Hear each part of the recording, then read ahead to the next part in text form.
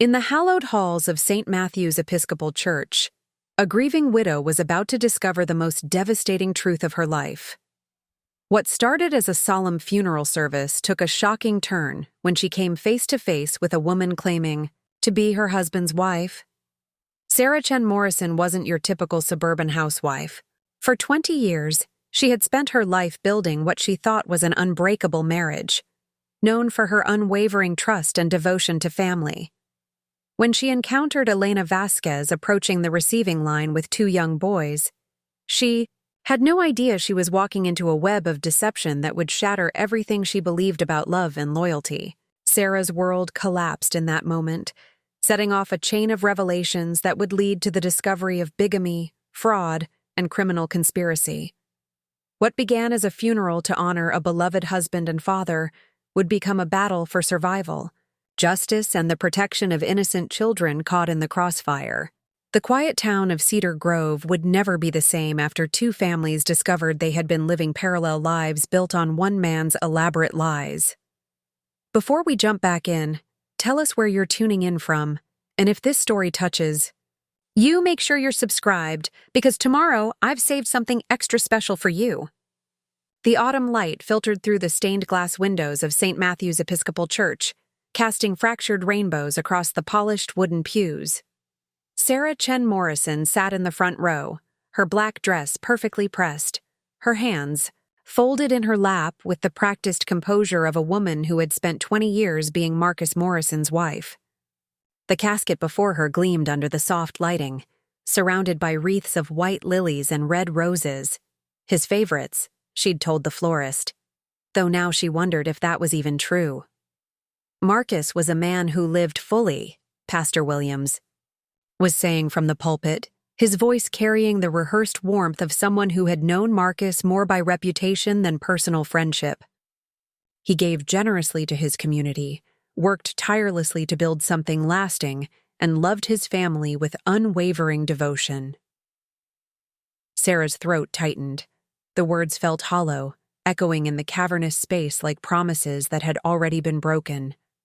Behind her, she could hear the soft murmur of condolences, the rustle of tissues, the gentle crying of neighbors who had known Marcus since he'd first moved to Cedar Grove 15 years ago, with his young bride and baby daughter. Jessica sat beside her, 17 and trying to appear strong, but Sarah could see the way her daughter's hands trembled as she clutched the funeral program. Marcus had been Jessica's hero, the father who never missed a soccer game, who taught her to drive in the church parking lot, who promised to walk her down the aisle someday. Now he was gone, taken by a sudden heart attack at 48, leaving behind a construction business, a mortgage, and a family that felt suddenly unmoored. He was the kind of man who made time for everyone, Mrs. Henderson from next door had whispered to Sarah before the service. Always asking about my arthritis, always offering to fix whatever was broken around the house. We don't make them like Marcus anymore. Sarah had nodded and smiled, accepting the comfort because it was easier than explaining that lately. Marcus had seemed like a stranger even to her. The late nights, the business trips that stretched longer than expected, the phone calls he took, in the garage with the door closed.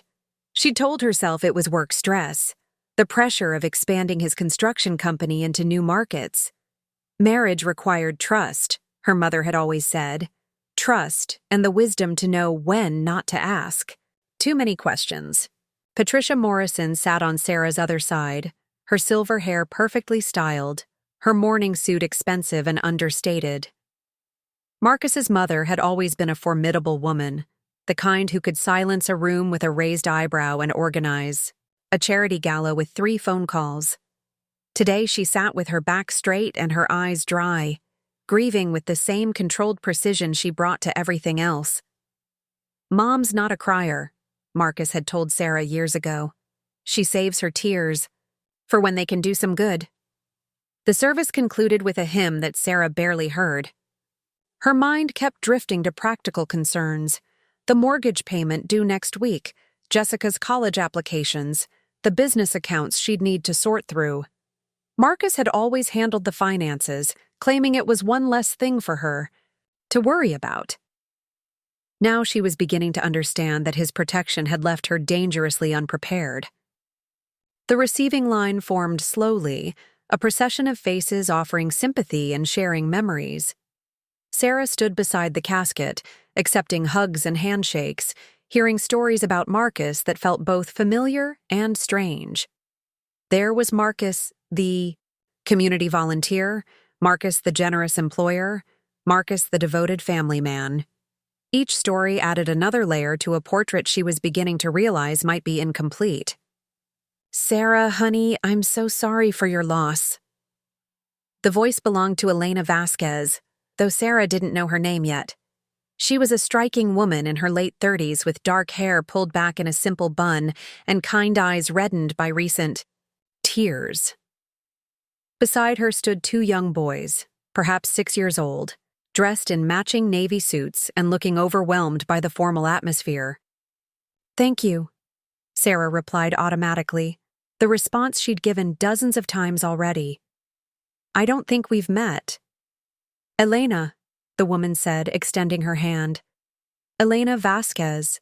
These are my boys, Miguel and Carlos." She gestured to the twins, who shuffled their feet and stared at the floor. "We drove up from Bridgeport as soon as we heard. I still can't believe he's gone." Something in Elena's tone made Sarah pause.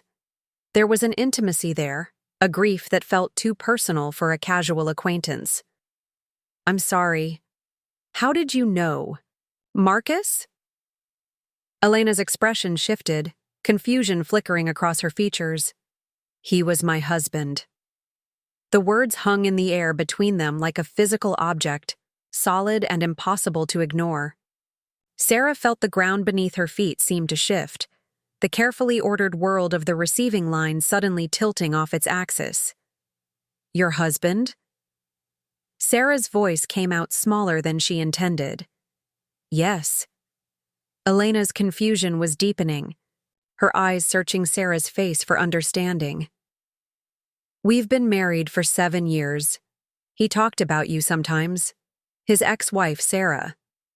But I thought—" She trailed off, realization dawning like a slow-spreading stain. "Oh, God. You're not his ex-wife, are you?" The conversation around them continued, but Sarah felt as though she and Elena were suddenly enclosed in a bubble of terrible silence. "I'm his wife," Sarah said quietly. "We've been married for 20 years. We have a daughter." Elena's face went white.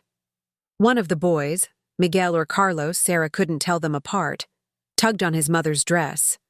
"Mama, who is that lady? Why does she look sad like you?" The question pierced through the surreal moment, bringing the harsh reality crashing back. Sarah became aware that people were staring, that conversations had stopped, that Jessica had appeared at her elbow with a look of growing alarm. "Mom!" Jessica's voice was sharp with concern. "What's wrong? Who are these people?" Patricia Morrison materialized on Sarah's other side with the swift efficiency of someone used to managing crises. Her sharp eyes took in Elena's stricken expression, the confused children, and Sarah's pale face. For just a moment, something flickered across Patricia's features. Not surprise, Sarah realized with growing horror, but resignation. "Perhaps we should continue this conversation somewhere more private," Patricia said smoothly, her voice carrying the authority of someone accustomed to being obeyed. But Elena wasn't listening to Patricia. She was staring at Sarah with a mixture of recognition and devastation that made Sarah's stomach lurch. "The wedding ring," Elena whispered, her eyes fixed on Sarah's left hand. "He said you'd never given it back. He said you were bitter about the divorce." "What divorce?" The words tore from Sarah's throat. "We were never divorced. We're—" She stopped, unable to finish the sentence that no longer made sense. Jessica's sharp intake of breath cut through the air. "Dad was married to someone else?" The question carried in the sudden silence of the receiving line. Sarah became aware that dozens of people were watching now, their expressions ranging from shock to avid curiosity. In a town like Cedar Grove, where everyone knew everyone's Business? This was the kind of scandal that would fuel conversations for months. Elena's composure finally cracked. "He told me you were divorced," she said, her voice rising. "He said you'd fought over custody, that you'd kept his daughter from him out of spite. He said—" She stopped, looking at Jessica with dawning understanding. "You're his daughter, the one from his first marriage." "First marriage?" Jessica's voice was dangerously quiet. "Lady, I don't know who you think you are, but my parents have been married my whole life. My dad would never—" "Boys!" Elena said suddenly, her voice urgent. "Go wait in the car. Now." But the twins were staring at Jessica with wide, curious eyes. "Mama," one of them said, "is that our sister? Daddy said we had a big sister." The words hit like a physical blow. Sarah felt her legs go weak, her vision narrowing to a tunnel that seemed to be closing rapidly. This couldn't be happening. This had to be some kind of mistake, some cruel joke or case of mistaken identity. Marcus couldn't have had another family. He couldn't have lied to her for 20 years. He couldn't have— Sarah. Patricia's voice was firm, her hand gripping Sarah's arm with surprising strength. "We need to leave. Now." But Elena was still talking, her words tumbling out in a rush of desperate explanation. "He said he traveled for work. He said that's why he was gone so much. He had an apartment in Bridgeport and another one in Hartford for when he had projects in that area. He said his ex-wife lived up here in Cedar Grove with their daughter, and that's why he had to come up north sometimes to pay child support and check on her." Each word was another crack in the foundation of Sarah's life. 20 years of marriage, 20 years of trust, 20 years of believing she knew the man she slept beside every night. The late-night phone calls, the business trips, the weekends when he claimed to be working on projects that never seemed to materialize into visible income. "Check on her?" Sarah repeated numbly. "Check on you," Elena clarified, her voice breaking. "He said he felt guilty about the divorce, about how hard it had been on you. He said he tried to help when he could, but that you were proud and didn't like to accept help from him." The receiving line had completely dissolved now. People were whispering in clusters, some trying to pretend they weren't listening while others made no effort to hide their fascination. Sarah could see Mrs. Henderson's mouth hanging open, could hear the buzz of whispered speculation spreading through the church like wildfire. Jessica was staring at the twins with a look of horrified recognition. They had Marcus's eyes, Sarah realized with a jolt. They had his stubborn chin and the way he used to tilt his head when he was thinking. They looked like Jessica had at that age, like the baby pictures in the album Marcus kept on his dresser. "How old are they?" Sarah heard herself ask. 6, Elena whispered. "They'll be 7 next month. 7 years.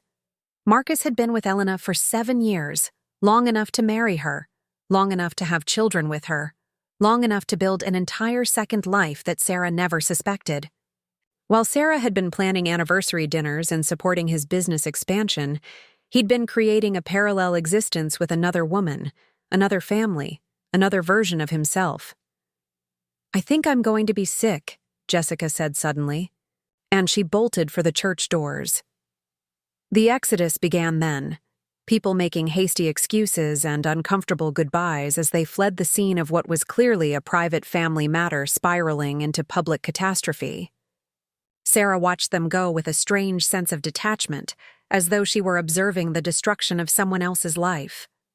Patricia had moved to Elena's side, her voice low and urgent. "You need to leave. Now. This is neither the time nor the place for this conversation."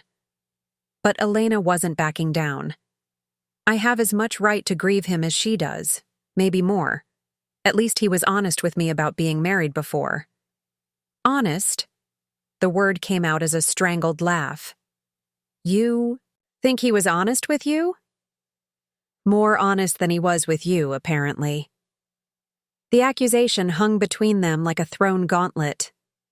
Sarah felt something inside her shift, a gear clicking into place that she hadn't known existed. For 20 years, she'd been Marcus's wife, Marcus's support system, Marcus's devoted partner. She'd sacrificed her career for his business, her dreams for his ambitions, her identity for his vision of their life together. And it had all been a lie. "Get out," Sarah said quietly. Elena blinked. "What?" "Get out of my husband's funeral, take your children, and leave." "He was my husband, too." "No?" Sarah's voice was getting stronger now, fueled by a rage she was only beginning to understand. "He was my husband. You were his. I don't know what you were, his mistress, his second family, his lie. But you were not his wife." Elena's face hardened. "I have a marriage certificate that says otherwise." "Then one of us was married to a bigamist." The word dropped into the silence like a stone into still water, sending ripples of shock through the remaining mourners. Bigamist. It wasn't a word Sarah had ever imagined applying to her life, but there it was, ugly and undeniable. Patricia stepped between them, her voice carrying decades of authority. "This ends now. Elena, you will leave. Sarah, you will go home. This conversation will continue at a more appropriate time, in a more appropriate place." But as Elena gathered her children and walked toward the church doors, she turned back one last time. "For what it's worth," she said softly, "I'm sorry. I loved him too. And I thought he loved me." Then they were gone, leaving Sarah standing alone beside Marcus's casket, with the wreckage of her life scattered around her like broken glass. The church was nearly empty now, just a few stragglers who didn't seem to know how to leave gracefully. Patricia touched her arm gently. "Sarah, dear, let's go home." But home was where Marcus's clothes still hung in the closet, where his coffee cup still sat in the sink, where every surface held evidence of the life she'd thought they'd built together. Home was where she'd have to figure out how to tell Jessica that everything they'd believed about their family was a lie. Home was where she'd have to learn how to live with the knowledge that for 20 years, she'd been married to a stranger. The funeral director approached discreetly, his expression carefully neutral. "Mrs. Morrison? We're ready to proceed to the cemetery whenever you are." Sarah looked down at Marcus's casket one last time. He looked peaceful, she thought. Younger, somehow, as though death had smoothed away the lines of stress and secrecy that had marked his features in recent years. He looked like the man she'd fallen in love with 25 years ago, before marriage and mortgages and the slow accumulation of lies had changed them both into people she no longer recognized. "Mrs. Morrison?" the funeral director prompted, gently. "Yes," Sarah said finally. "Let's finish this." But even as she said it, she knew that nothing was finished. This was only the beginning of questions she wasn't sure she wanted answered, revelations she wasn't sure she could survive, and a truth that would reshape everything she thought she knew about love, loyalty, and the man she'd promised to honor until death did them part. Death had parted them, but it had also revealed that they'd been living separate lives long before his heart gave out on a Tuesday morning in October, taking with it not just his life, but the carefully constructed fiction that had been hers. The mahogany-paneled conference room in David Kim's law office felt suffocating, its heavy drapes blocking out the October sunlight and creating an atmosphere more suited to a funeral parlor than a legal proceeding. Sarah sat rigidly in one of the leather chairs around the polished table, her hands clasped so tightly in her lap that her knuckles had gone white. 3 days had passed since the devastating revelation at Marcus's funeral. 3 days of sleepless nights and conversations with Jessica that felt like walking through a minefield of shattered trust. Across the table, Elena Vasquez sat with her own uncomfortable posture, the twins fidgeting in chairs that seemed too large for their small frames.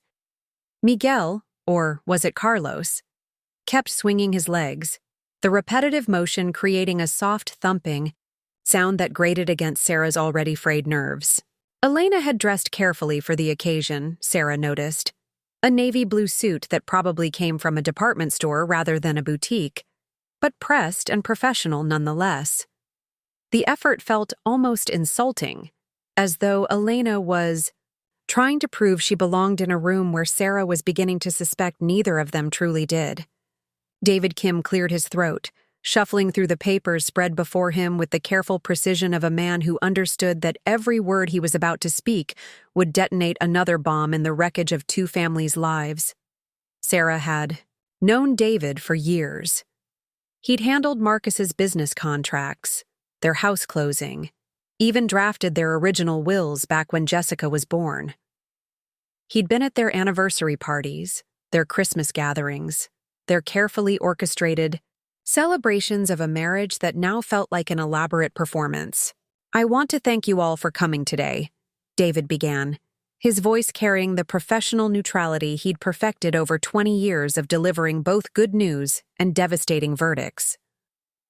"I know this is a difficult time for everyone involved, and I want to assure you that I'll do my best to explain the complex nature of Mr. Morrison's final wishes." Complex. Sarah almost laughed at the understatement. Complex was having to explain to your teenage daughter why her college fund might have evaporated. Complex was discovering that the man you'd shared a bed with for 2 decades had been living an entirely separate existence. Complex was sitting across from a woman who claimed to be married to your husband, while her children, his children, kicked their legs and whispered about wanting to go home. Patricia Morrison sat at the head of the table like a matriarch presiding over a board meeting, her silver hair perfectly styled despite the circumstances. She'd been uncharacteristically quiet since arriving, offering only the briefest acknowledgement to Elena and the boys. But Sarah had caught the way Patricia's eyes lingered on the twins, had seen the flash of something. Recognition? Guilt? Cross her features before the older woman's practiced composure reasserted itself. Jessica slouched in her chair with the aggressive nonchalance of a teenager trying to appear unaffected by forces beyond her control. She'd barely spoken since the funeral, communicating mostly in shrugs and single-syllable responses that conveyed more anger than any shouting match could have.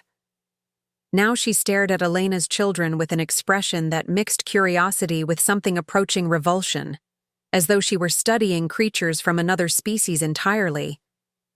"Before we begin," David continued, his gaze moving between Sarah and Elena with obvious discomfort, "I feel obligated to address the unusual circumstances we find ourselves in. In my 23 years of practice, I've never encountered a situation quite like this one.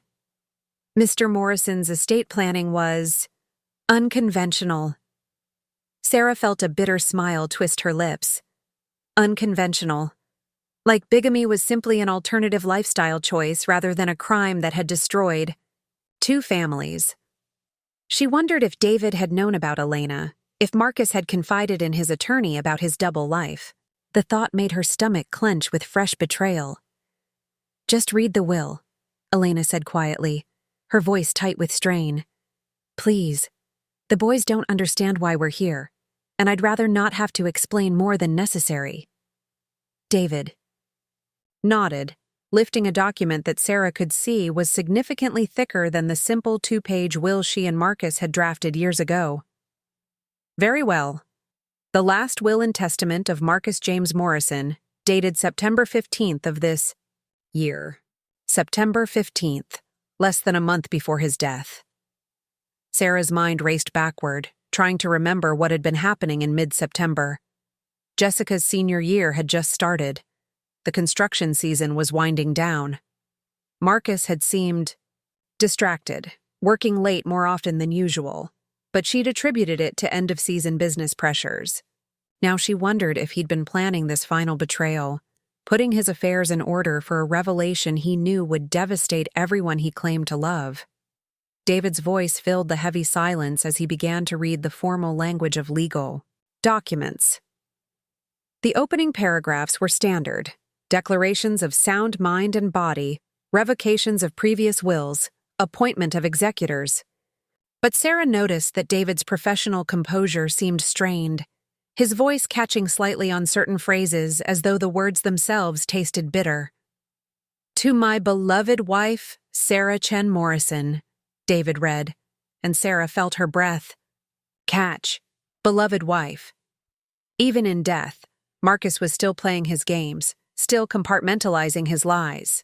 "I leave my personal effects, including my tools, books, and clothing, along with the proceeds from my life insurance policy with Hartford Life, policy number HL4477892, in the amount of $50,000. $50,000. For 20 years of marriage, 20 years of supporting his dreams and sacrificing her own career aspirations, $50,000 and his old hammers." Sarah felt the room spinning slightly, her vision narrowing as the implications crashed over her like a cold wave. The family home at 147 Maple Street, Cedar Grove, Connecticut, along with all furnishings and fixtures, I leave to Elena Vasquez Morrison and her children, Miguel and Carlos Morrison. Elena's sharp intake of breath cut through the air. Sarah turned to look at her, seeing her own shock reflected in the other woman's face. Elena hadn't expected this either. Whatever lies Marcus had told her, whatever version of reality he'd constructed for his second family, it apparently hadn't included inheriting a house she'd never seen. Morrison Construction LLC, including all equipment, vehicles, current contracts, and business accounts, I leave to Elena Vasquez Morrison, to be held in trust for Miguel and Carlos Morrison until they reach the age of 25. The words hit Sarah like physical blows. The business. Marcus's construction company was the foundation of everything they'd built together. She'd helped him write the business plan, had worked alongside him in the early years when money was tight and every contract mattered. She'd given up her own career in marketing to support his entrepreneurial dreams, had believed they were building something together for their family's future. All remaining assets, including savings accounts, investment portfolios, and retirement funds, I leave to Elena Vasquez Morrison and her children. David's voice was growing quieter with each devastating revelation, as though he could soften the impact by speaking more gently. But there was no gentle way to announce the complete, financial destruction of someone's life. Sarah felt something cold and hard settling in her chest, a crystalline clarity that cut through the shock and grief like a blade. "Wait." Jessica's voice cracked across the silence. "Wait, that's not right. My college fund. Dad set up accounts for my education. Where are those mentioned?" David consulted his papers, his expression growing even more uncomfortable. "I'm afraid there's no mention of specific educational funds in the will.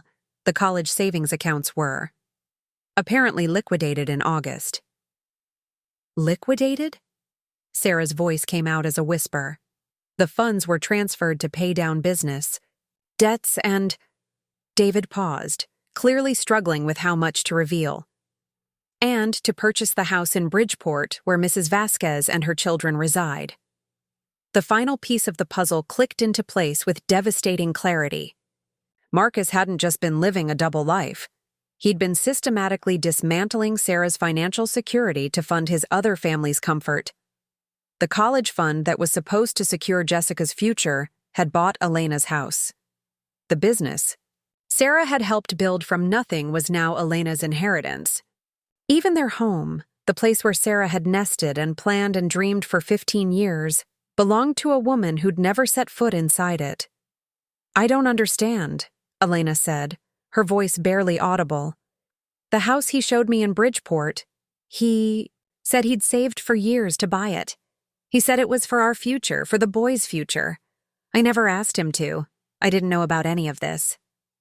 Patricia Morrison finally spoke, her voice carrying decades of authority and a hint of something that might have been guilt. Marcus was always creative with his financial arrangements. Even as a child, he had a talent for making things work in his favor. "Making things work?" Sarah turned on Patricia with sudden fury. "He stole from his own daughter's education fund. He committed fraud. She stopped, a terrible thought occurring to her. You knew. You knew about Elena. The silence that followed was answer enough. Patricia's carefully composed expression flickered, revealing something raw and defensive beneath the polished surface. I suspected, Patricia admitted finally. Marcus had always been secretive about his business affairs, but in recent years, there were signs, phone calls at odd hours, expenses that didn't align with his claimed travel schedule. When you called to tell me about his heart attack, I wondered if there might be complications. Complications, Sarah laughed, a sound devoid of any humor. Is that what you call bigamy and fraud? Complications? Elena was staring at Patricia with dawning understanding. You knew about me and you never said anything? You let him lie to both of us for years? It wasn't my place to interfere in Marcus's personal life, Patricia replied stiffly. He was my son, but he was also a grown man capable of making his own decisions. His own decisions? Jessica's voice was rising. 17 years of father worship, curdling into something toxic and hurt. His decisions destroyed our family. His decisions stole my college fund to buy houses for kids we didn't even know existed. David cleared his throat, clearly desperate to regain control of the proceedings. There are additional provisions in the will. Mrs. Chen-Morrison, you're also entitled to Marcus's personal vehicle, the 2018 Ford pickup truck, and there's a clause stating that you may remain in the family home for 60 days to arrange alternative living situations. 60 days. Sarah felt the walls of the conference room pressing closer, the air growing thinner. 60 days to pack up 20 years of marriage and find somewhere else to live with her teenage daughter, on $50,000 and whatever she could earn from a career she'd abandoned 2 decades ago. 60 days to explain to Jessica why her college dreams were evaporating, why the life they'd built was nothing more than an elaborate lie constructed to hide her father's crimes. I can't accept this, Elena said suddenly, her voice cutting through Sarah's spiraling panic. I won't take her house. I won't take her daughter's future. This isn't right. Elena, one of the twins said, tugging on his mother's sleeve, I want to go home. When are we going home? The child's innocent question hung in the air, highlighting the impossible complexity of the situation. Where was home for any of them? Now? Sarah's home legally belonged to Elena. Elena's home had been purchased with stolen money. Marcus's careful compartmentalization had collapsed, leaving everyone displaced and adrift. The will is legally binding, David said gently, though his sympathy was clearly with Sarah. However, Mrs. Vasquez, you would have the right to disclaim all or part of the inheritance if you chose to do so. What would happen then? Elena asked. The disclaimed assets would pass according to Connecticut's intestate succession laws, which would likely mean they'd go to Marcus's legal spouse and biological children. Legal spouse? The phrase hit Sarah like a slap. Which marriage was legal? She asked, her voice deadly quiet. If he was married to both of us, which marriage counts? David shuffled through his papers with obvious reluctance. Based on the documentation I have, your marriage to Marcus in 2004 was registered in Connecticut. Mrs. Vasquez's marriage in 2018 was performed in Nevada. He paused, consulting a file. However, there appears to be a divorce decree filed in Nevada in 2017, dissolving your marriage to Marcus. What? Sarah felt the floor drop away beneath her feet. I was never divorced. I never signed any papers, never appeared in any court. How could there be a divorce decree? David's expression grew even more grave. It appears to have been processed as an uncontested divorce with your purported signature on a waiver of appearance. If the signature was forged. It was forged, Sarah said flatly. I would remember getting divorced. The implications hung heavy in the air. Marcus hadn't just been unfaithful. He'd committed identity theft, fraud, and potentially bigamy on a scale that went far beyond simple adultery. He'd systematically erased Sarah's legal standing as his wife to make room for Elena, stealing not just her emotional security, but her legal protections as well. Elena was staring at her lap, her face pale with growing understanding. "He told me you'd been bitter about the divorce," she said quietly. "He said you'd refused to sign papers for years, that he'd finally had to proceed without your cooperation to move on with his life." "There were no papers," Sarah said. "There was no cooperation to refuse. There was no divorce." "Then I'm not." Elena looked up, her eyes wide with horror. "If your marriage was never legally dissolved, then my marriage to Marcus wasn't valid. My children—" She trailed off, the implications too devastating to voice. Jessica had been following the conversation with the sharp attention of someone whose world was continuing to collapse in real time. "So, Dad wasn't just cheating," she said with brutal clarity. "He was a criminal. He forged Mom's signature, stole her identity, committed bigamy, and stole from my college fund to fund his other family." The words hung in the air like an indictment, stripping away any remaining illusions about Marcus Morrison's character. Sarah felt something shift inside her chest, grief giving way to a cold, hard anger that felt more sustainable than the shock and betrayal of the past few days. "I want to contest the will," she said, her voice steady for the first time since entering the conference room. "If that divorce decree is fraudulent, then Elena's marriage wasn't legal, which means this will is based on false premises." David nodded slowly. "That's certainly within your rights. However, I should warn you that will contests can be expensive and time-consuming, without significant financial resources." "Then I'll find a way to get resources," Sarah cut him off. "I'll mortgage whatever I can. I'll get a loan. I'll sell everything Marcus left me. But I won't let him destroy my daughter's future from beyond the grave." Elena was looking back and forth between Sarah and Jessica with an expression of growing anguish. "I don't want any of this," she said finally. "I don't want a house I've never seen, or a business I don't understand, or money that was stolen from a child's education. But my boys—" She looked down at Miguel and Carlos, who were growing restless and confused. "They need security too."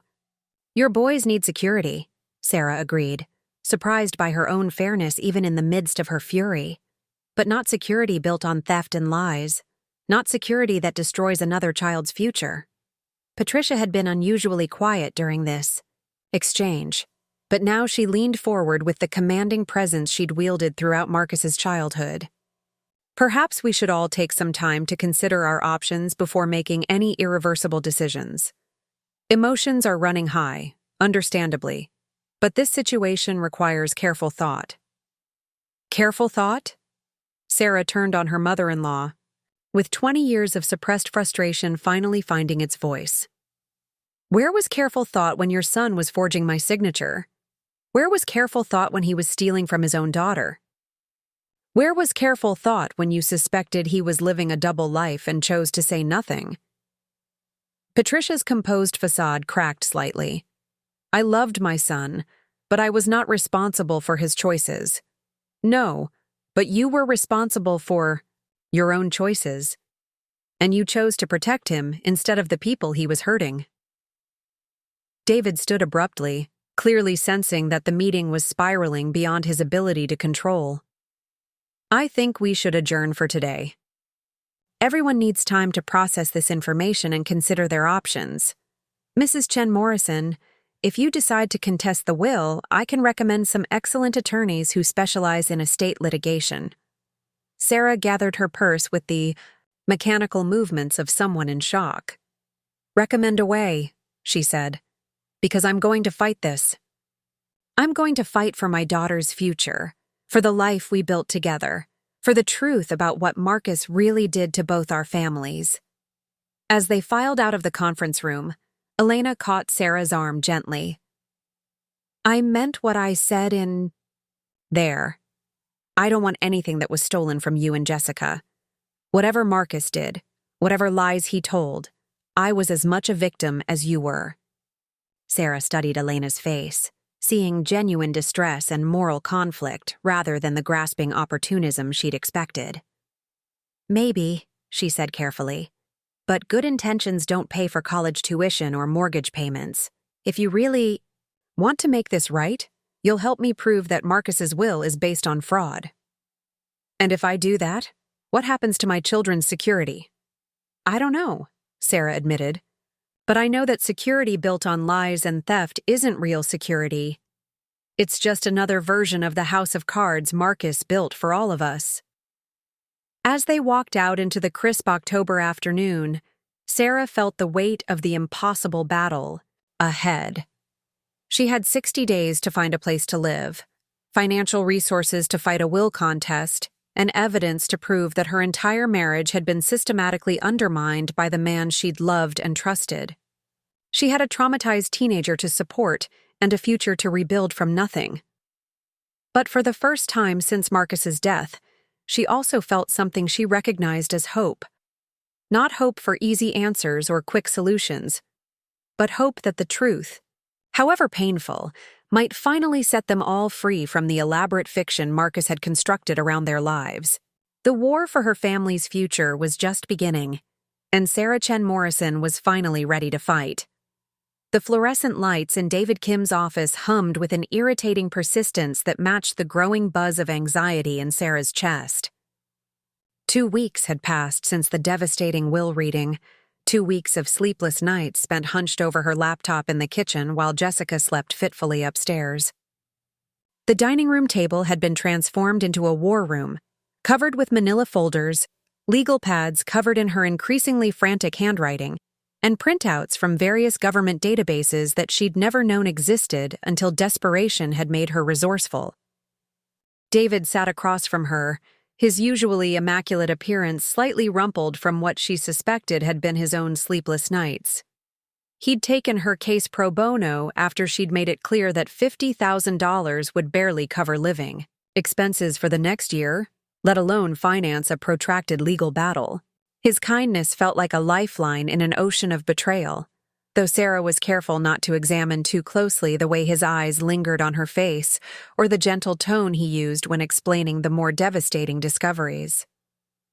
"I've never seen anything quite like this," David said, spreading out photocopied documents across his desk like evidence at a crime scene. Marcus didn't just maintain a double life. He created parallel legal identities that are so sophisticated they almost seem professional. Sarah leaned forward, studying the papers that had become as familiar as her own reflection over the past 2 weeks. Social Security numbers. Marcus had somehow obtained 2 of them, both legitimate, both tied to slightly different variations of his name. Business licenses in Connecticut under Marcus J. Morrison and in New York under Mark Morrison. Bank accounts, credit cards, even utility bills that created paper trails for 2 entirely separate existences. "How is this even possible?"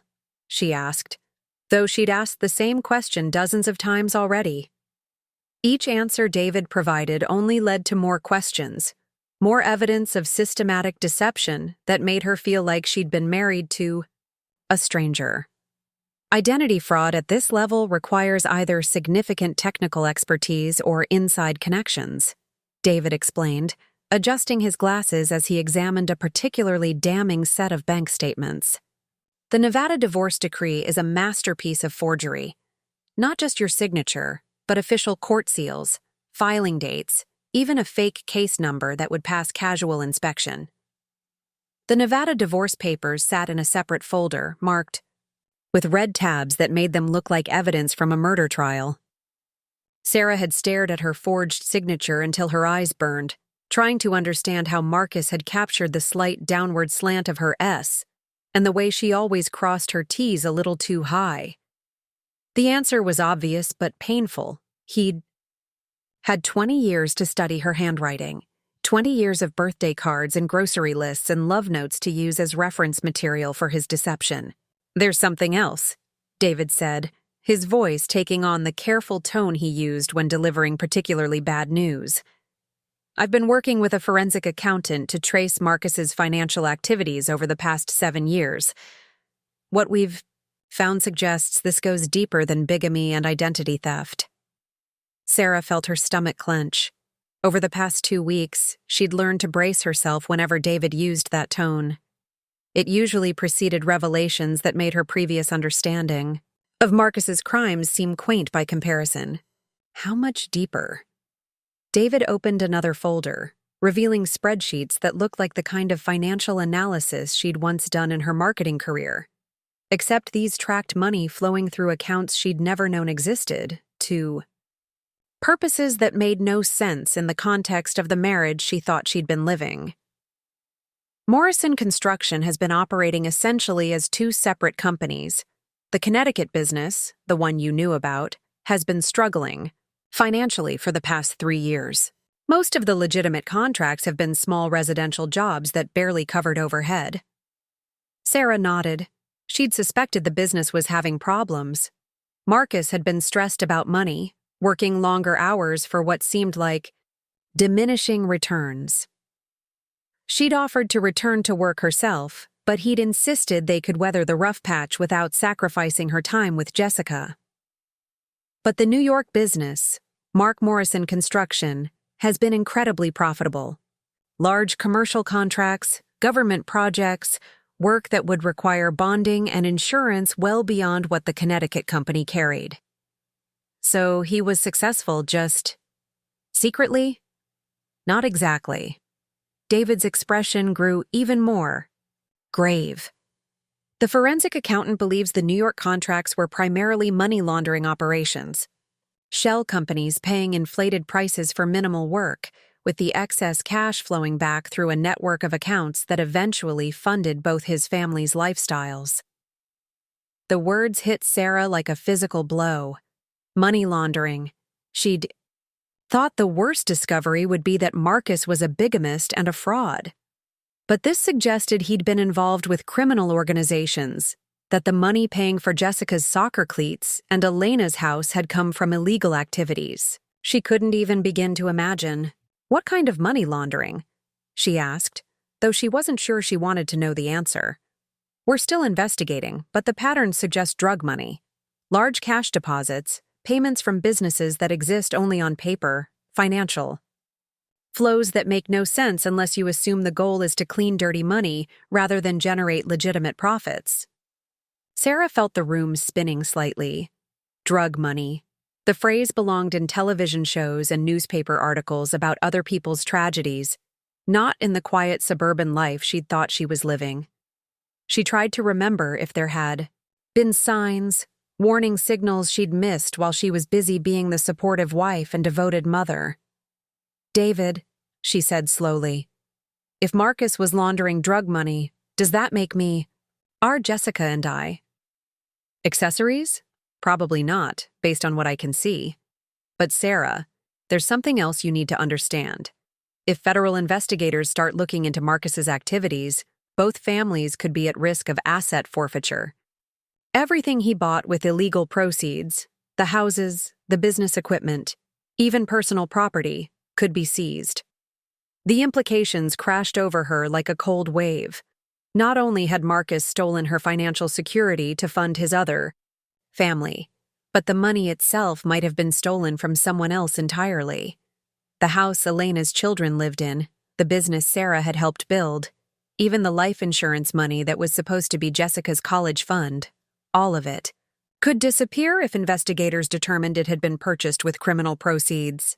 Meanwhile, 50 miles south in Bridgeport, Elena Vasquez was conducting her own investigation into the man she'd thought she married. Her small kitchen table was covered with similar documents, though her collection focused more on Marcus's personal lies than his financial crimes. She'd called in sick to her job at the medical billing company where she worked, the first sick days she'd taken in 3 years, and spent the past week methodically comparing Marcus's stories against the evidence of his actual life. The apartment felt different now, contaminated by the knowledge that everything she'd believed about her family had been constructed on lies. Miguel and Carlos kept asking when Daddy was coming home, when they could visit their other house. Again, when they would see their big sister Jessica. Elena had tried to explain death to 6-year-olds before, but explaining that their father had been living a secret life felt impossible. She'd found the Connecticut business cards in Marcus's dresser drawer, hidden behind a box of cufflinks she'd given him for their anniversary. Morrison Construction, LLC, with an address in Cedar Grove and a phone number she'd never seen before. There were business receipts, expense reports, even a Christmas card from someone named Patricia. Signed Love Mom, with a return address that definitely wasn't the nursing home in Florida where Marcus claimed his mother lived. The lies were everywhere once she started looking. The business trips to Hartford matched up with weekends when Sarah's social media posts showed family activities, trips to pumpkin patches and restaurant dinners that Elena now realized had been Marcus's other life playing out in real time. The photos were particularly painful. Marcus pushing Jessica on a tire swing, Marcus helping her with what looked like a science project, Marcus at what was clearly a father-daughter dance. Elena had her own collection of photos. Marcus reading bedtime stories to the twins, Marcus teaching them to ride bicycles in the parking lot behind their apartment complex, Marcus at their 6th birthday party just 2 months ago. The man in both sets of photos looked genuine, happy, devoted. How was it possible for someone to be authentic in 2 completely separate lives? Her sister Carmen had stopped by that morning, ostensibly to check on the boys, but really to voice the opinion she'd been holding back since the funeral. "You need to keep the inheritance," Carmen had said bluntly while the twins played with toy trucks in the living room. "I don't care what lies he told or what that other woman thinks she deserves. Miguel and Carlos are his children too, and they have a right to their father's legacy." But Elena couldn't stop thinking about Jessica Morrison. 17 years, old college dreams evaporating, watching her entire world collapse because of Elena's relationship with her father. The girl had looked at Elena with such hatred at the funeral, and Elena couldn't blame her. From Jessica's perspective, Elena was the homewrecker who'd stolen her father, and now her inheritance. Except Elena was beginning to understand that neither of them had been homewreckers or mistresses, or any of the other roles they'd been assigned in Marcus's elaborate performance. They'd both been wives, both been victims, both been pawns in a game whose rules they'd never understood. The phone rang, interrupting her brooding. Elena almost didn't answer. She'd been screening calls all week, avoiding reporters who'd somehow gotten wind of the story and distant relatives who wanted to express sympathy while fishing for details about the scandal. But the caller ID showed David Kim's office, and Elena had been expecting this call. "Mrs. Vasquez, this is David Kim. I'm representing Sarah Chen-Morrison in the matter of Marcus Morrison's estate." Elena's stomach tightened. "I've been expecting your call. I know this is difficult for everyone involved. I'm calling to see if you'd be willing to meet with Mrs. Chen-Morrison and myself to discuss the irregularities we've discovered in Marcus's financial records." Irregularities. Elena had learned to recognize legal euphemisms over the past 2 weeks. Irregularities meant crimes. Complications meant fraud. Unusual circumstances meant her entire life had been built on lies. What kind of irregularities? The kind that might interest federal investigators. "Mrs. Vasquez, I think it would be in everyone's best interest if we could work together to understand exactly what Marcus was involved in, for the protection of both families." Elena looked across the kitchen at a framed photo of Marcus with the twins, taken at the beach last summer. He looked so normal, so genuinely happy. But then, he'd probably looked normal and happy in all. Those photos with Sarah and Jessica, too. "When did you want to meet?" Back in Cedar Grove, Sarah was discovering that investigating her dead husband's crimes was easier than dealing with her living daughter's anger. Jessica had barely spoken to her since the will reading, communicating mostly through slammed doors and pointed silences that felt more devastating than shouting would have. Tonight, Jessica sat at the kitchen counter picking at a sandwich while Sarah spread out more documents, trying to trace the flow of money between Marcus's various accounts and businesses. The silence between them felt heavy with unspoken recriminations and shared grief. "Mom," Jessica said finally, her voice carefully neutral. "Can I ask you something?" Sarah looked up from a bank statement, grateful for any communication that wasn't hostile. "Of course." "Did you really not know about any of it?" The question hung in the air between them, loaded with 17 years of trust and the growing understanding that trust could be misplaced. Sarah set down her pen and really looked at her daughter, saw the uncertainty beneath the anger, the need for reassurance that at least one parent had been who they seemed to be. "I didn't know," Sarah said quietly. "I suspected something was wrong in the last few years. He was distant, distracted, working late more often than usual. But I thought it was business stress, midlife crisis, maybe depression about getting older. I never imagined." She gestured at the papers spread across the table. "This. Preparing and narrating this story took us a lot of time, so if you are enjoying it, subscribe to our channel. It means a lot to us. Now back to the story. But shouldn't you have known? Shouldn't a wife know if her husband is living a completely different life?" The question echoed Sarah's own self-doubt, the voice in her head that whispered she must have been blind or willfully ignorant to miss signs of such extensive deception. How had she not known about Elena and the twins? How had she not noticed the financial irregularities? What kind of wife was she that her husband could commit crimes for years without her suspecting anything? "I don't know," Sarah admitted. "Maybe I should have asked more questions, pushed harder when things didn't add up. But marriage requires trust, and I trusted your father. Maybe too much." Jessica nodded slowly, processing this answer. "Do you think she knew? Elena?" Sarah considered the question, remembering Elena's shocked expression at the funeral, her obvious distress during the will reading. "I don't think so. I think she was as deceived as we were, just differently. Are you really going to work with her to fight the will?" "I think we have to. Whatever your father did, whatever crimes he committed, Elena and I both need to understand the truth. And Jessica..." Sarah reached across the counter to touch her daughter's hand. "We need to protect ourselves. If he was involved in money laundering, if federal investigators get involved, we could lose everything anyway. Our only chance is to figure out what really happened and separate ourselves from his criminal activities." Jessica was quiet for a long moment, then asked the question Sarah had been dreading. "Do you still love him? Even after everything?" Sarah felt tears threaten for the first time in days. It was such a simple question, but the answer was impossibly complex. Did she love the man who'd taught Jessica to ride a bike and held Sarah during her mother's cancer treatments? Or did she hate the criminal who'd forged her signature and stolen her daughter's future? Were they the same person, or had she been married to someone who never really existed? "I love the person I thought he was," she said finally.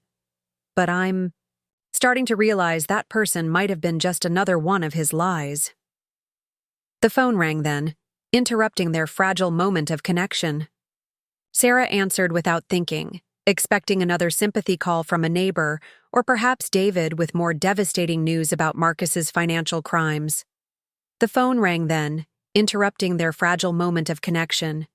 Sarah answered, without thinking, expecting another sympathy call from a neighbor or perhaps David with more devastating news about Marcus's financial crimes. Instead, she heard Elena's voice, uncertain but determined. "Sarah, this is Elena Vasquez. I think we need to talk." Elena stared at her phone for a full minute after ending the call with Sarah, her hands trembling slightly as she processed what she'd just committed to. They'd agreed to meet the next morning at Riverside Diner, a neutral location halfway between Bridgeport and Cedar Grove, where neither woman would feel the weight of territory or memories. But now, with her family's voices echoing in her head, Elena wondered if she was making the biggest mistake of her life. "Mija, you cannot be serious." Her mother Rosa's voice carried the authority of someone who had raised 5 children through poverty and divorce, who understood that survival sometimes required hard choices. She sat at Elena's kitchen table, her weathered hands wrapped around a cup of coffee that had gone cold while they argued. "That woman will take everything from you, from Miguel and Carlos. You think she cares about your boys? You think she sees them as anything but obstacles to getting her money back?" Carmen paced behind their mother, her designer heels clicking against the linoleum with sharp, irritated sounds that matched her mood. Elena's older sister had driven down from Hartford the moment she heard about Elena's intention to meet with Sarah, bringing with her all the protective fury of someone who'd watched Elena struggle as a single mother before Marcus came into their lives. "Elena, listen to me," Carmen said, stopping her pacing to lean over the table with the intensity of a prosecutor making a closing argument. "I've seen women like Sarah Chen-Morrison before, entitled suburban wives who think the world owes them something because they married well and played house for 20 years. She'll use your guilt against you, make you think you're responsible for her problems, and then she'll take everything Marcus left for his real children." "Real children?" Elena's voice sharpened. "Jessica is his daughter, too. She's been his daughter longer than Miguel and Carlos have been alive." "She's the daughter he abandoned," Rosa interjected firmly. "He left that life, left that woman, chose you and your boys. That means something, Elena. That means he wanted you to have what he worked for." But Elena couldn't stop thinking about the photos she'd found hidden in Marcus's dresser drawer. Not just the business cards and receipts, but pictures. Jessica as a little girl, gap-toothed and grinning in a soccer uniform. Jessica at what looked like a school play, Marcus beaming proudly in the audience. Jessica on Christmas morning, probably age 12 or 13, hugging a man who looked genuinely happy to be her father. He hadn't abandoned Jessica. He'd just learned to compartmentalize his love, to be a devoted father in 2 different lives, without either daughter knowing about the other. The realization made Elena's stomach clench with fresh guilt and confusion. "You didn't see her at the funeral," Elena said quietly. "Jessica." She looked at him like he was her hero, like losing him was the end of her world. And then she had to find out about us, about the boys, about all of it in front of everyone she knows. "That's not your fault," Carmen said firmly. "That's Marcus's fault for lying to everyone. But Elena, you can't sacrifice your children's security because you feel guilty about his lies." Miguel and Carlos were in the living room, supposedly watching cartoons but actually listening to the adults argue with the sharp attention children develop when they sense their security is being discussed. Elena could see them through the doorway, their dark heads bent together as they whispered about things they didn't understand but knew were important. They'd been asking about their other house again this morning, the house in Cedar Grove that Marcus had described to them as a place they'd visit someday, where they could have their own rooms and a big backyard to play in. Elena had never seen the house, had only Marcus's descriptions to go on, but she'd let the boys build fantasies around it because it made Marcus's absences easier to bear. Now that house legally belonged to them, along with everything else Marcus had built during his 20-year deception. The irony wasn't lost on Elena. She'd inherited a life she'd never lived, in a place she'd never been, from a man she was beginning to realize she'd never really known. The doorbell rang, interrupting the family argument. Elena opened it to find Patricia Morrison standing on her threshold, impeccably dressed despite the early hour, and carrying herself with the authority of someone accustomed to getting her way. Elena had only met Patricia once before at the funeral, but the older woman's presence filled the small apartment like a force of nature. "Mrs. Vasquez," Patricia said smoothly, stepping inside without waiting for an invitation. "I hope you don't mind me stopping by unannounced. I felt we needed to have a conversation before you make any Irreversible decisions. Elena's mother and sister exchanged glances. They'd heard about Patricia Morrison, the wealthy widow who'd helped Marcus build his business empire, the family matriarch who commanded respect throughout Cedar Grove's social circles. Her presence in their modest Bridgeport apartment felt surreal, like royalty visiting the servants' quarters. "Mrs. Morrison," Elena said carefully, "I wasn't expecting you." "I imagine not. May I sit down? This conversation may take some time." Patricia settled herself at the kitchen table with the proprietary ease of someone who'd spent decades managing family crises. She acknowledged Rosa and Carmen with polite nods, but made it clear that her business was with Elena. "I understand. You've been having second thoughts about Marcus's will," Patricia began without preamble. "I also understand that Sarah has been persuasive in her attempts to convince you that you don't deserve what my son left you." Elena felt her spine stiffen. "Sarah hasn't tried to convince me of anything. We've barely spoken. But you're planning to meet with her tomorrow? To discuss what exactly? How to give away your children's inheritance to make yourself feel better about choices you didn't make." The words hit their target with surgical precision. Elena felt Carmen and Rosa watching her, measuring her response, ready to jump back into the argument with this powerful ally who clearly shared their perspective. "I'm planning to meet with her to understand what Marcus really did," Elena said carefully. "To both of us. To all of us." Patricia's expression softened slightly, taking on the patronizing tone of someone explaining reality to a naive child. "Elena, dear, I understand you feel sympathy for Sarah's situation, but you must understand that Marcus made his choice years ago. He chose you, chose your children, chose to build a future with you, rather than remain trapped in a marriage that had clearly failed." "Failed?" Elena's voice rose despite her efforts to remain calm. They were still married. They were living together, raising Jessica together. How was that a failed marriage? "Marcus was deeply unhappy with Sarah for years before he met you." Patricia continued smoothly.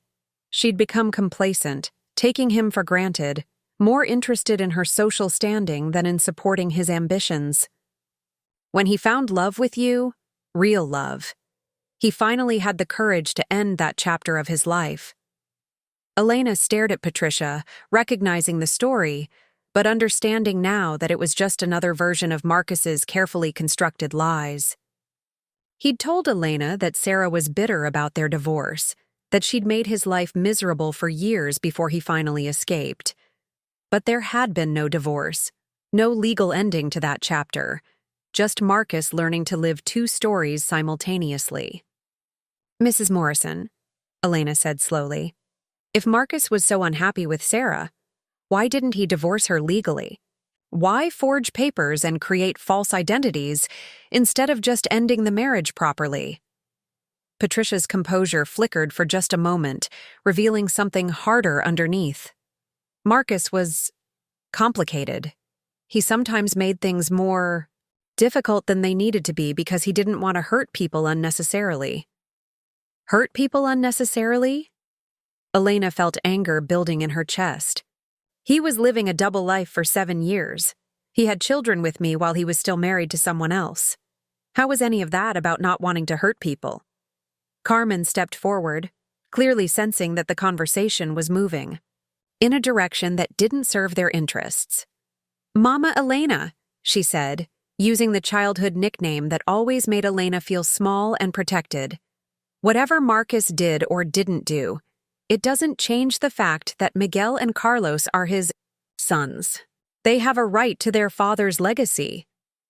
"As does Jessica," Elena replied quietly. Patricia leaned forward, her voice taking on a more urgent tone. "Elena, you seem like a good woman, a moral woman. But morality is a luxury that mothers with young children can't always afford. Sarah Chen-Morrison has had 20 years to build her life, to establish her career, to create security for herself and her daughter. You've been raising twins on a medical billing salary while their father supported you as best he could. Who really needs Marcus's legacy more? The question hung in the air like a trap. Elena could feel her mother and sister watching her, could sense Patricia's confidence that she'd found the right pressure point. And there was truth in what Patricia was saying. Elena's apartment was small and cramped, her job barely covered their expenses, and the boys' futures depended entirely on her ability to provide for them. But Elena kept thinking about Jessica's face at the funeral, about the college applications that would now go unfiled, about a 17-year-old girl who'd lost not just her father, but her entire understanding of who he'd been. "I need to go," Elena said suddenly, standing up from the table. "I have to pick up the boys from school, and then I have some thinking to do." Patricia rose as well, clearly not finished with her persuasion. "Elena, dear, please consider what I've said. Sarah will use your conscience against you, make you feel responsible for problems that aren't of your making. But your responsibility is to your children, not to the family Marcus left behind." After Patricia left, Elena's apartment felt smaller and more suffocating than ever. Carmen and Rosa resumed their arguments, their voices blending into a chorus of practical concerns and family loyalty that made Elena's head pound. She escaped to her bedroom, closing the door and sitting on the bed she'd shared with Marcus for 7 years. The room still smelled like his cologne, still held traces of the life they'd built together. But now every memory felt contaminated by the knowledge of his deception.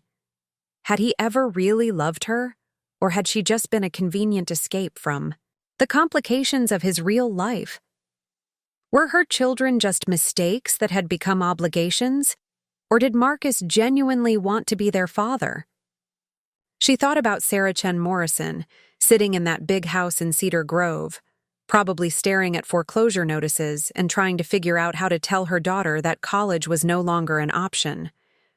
Elena had driven through Cedar Grove, once during the early days of her relationship with Marcus, curious about the town where he claimed his ex-wife lived. It was beautiful in that manicured suburban way, tree-lined streets, well-maintained homes, the kind of place where people built lives they expected to last forever. Now Sarah was about to lose all of that because Marcus had systematically stolen her financial security to fund Elena's more modest dreams.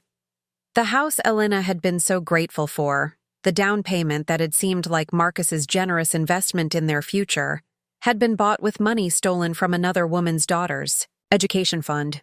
Elena pulled out her phone and stared at Sarah's number, saved from their brief conversation the night before. Tomorrow they would meet at Riverside Diner, 2 women trying to understand how they'd both been victimized by the same man's elaborate deceptions. Elena's family expected her to go into that meeting as an adversary, to protect her inheritance and her children's security against Sarah's attempts to reclaim what had been stolen from her. But Elena was beginning to understand that the real enemy wasn't Sarah Chen-Morrison. The real enemy was Marcus Morrison's legacy of lies, the web of deception that had trapped them all in an impossible situation where protecting one family meant destroying another. Miguel appeared in the doorway, his small face serious with the weight of concerns he couldn't articulate. "Mama, why is everyone arguing? Are we in trouble?" Elena pulled her son onto the bed beside her, wrapping her arms around his small, warm body. "No, mi amor, we're not in trouble. But Mama has some very difficult decisions to make." "About Daddy?" "About Daddy, and about what's fair, and about how to do the right thing even when it's very hard."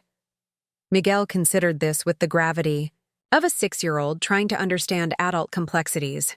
"Daddy always said we should be good to other people, even when they're not good to us." The innocent wisdom hit Elena like a physical blow. Marcus had taught their children to be kind, to be fair, to consider other people's feelings.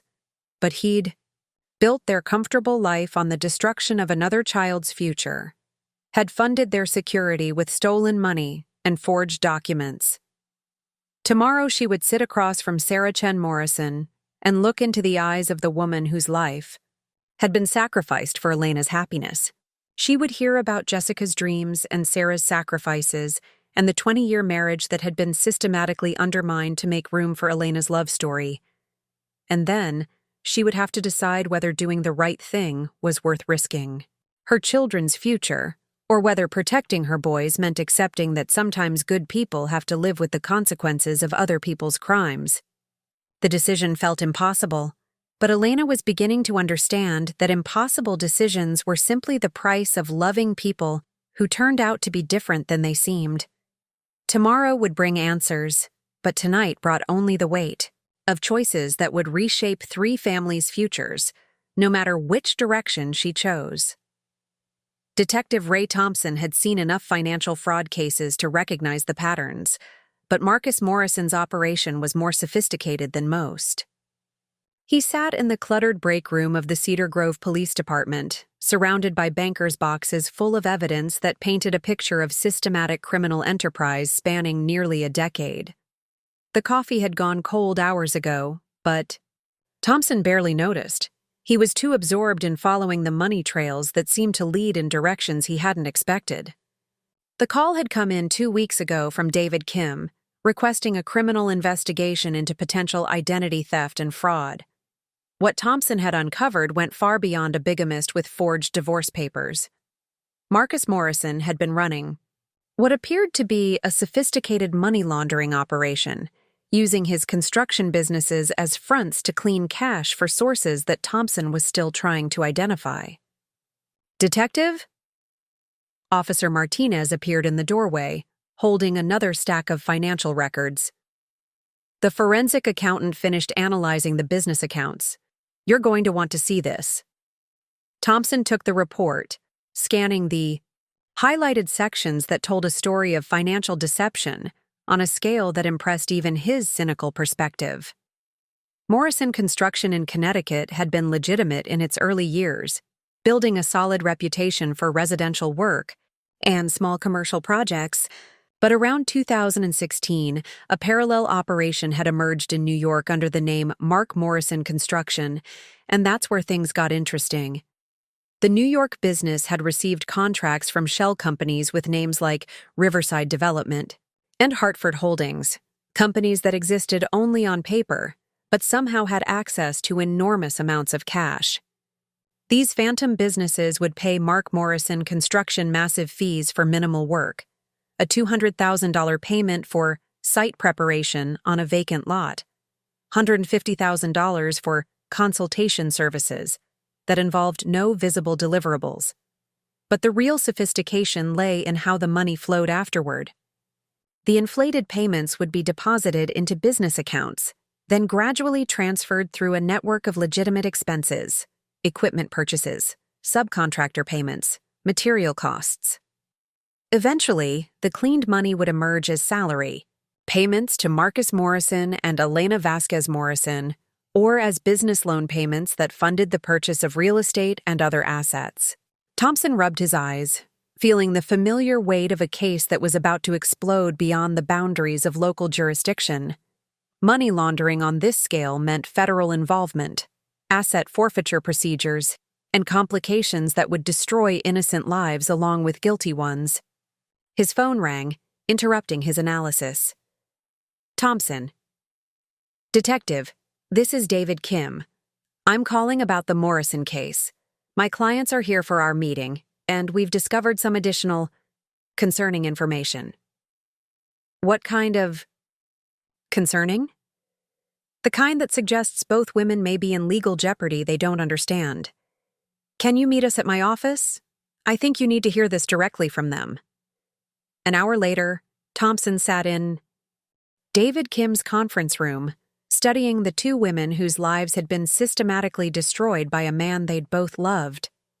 Sarah Chen-Morrison looked exhausted, her professional composure cracking under weeks of devastating revelations.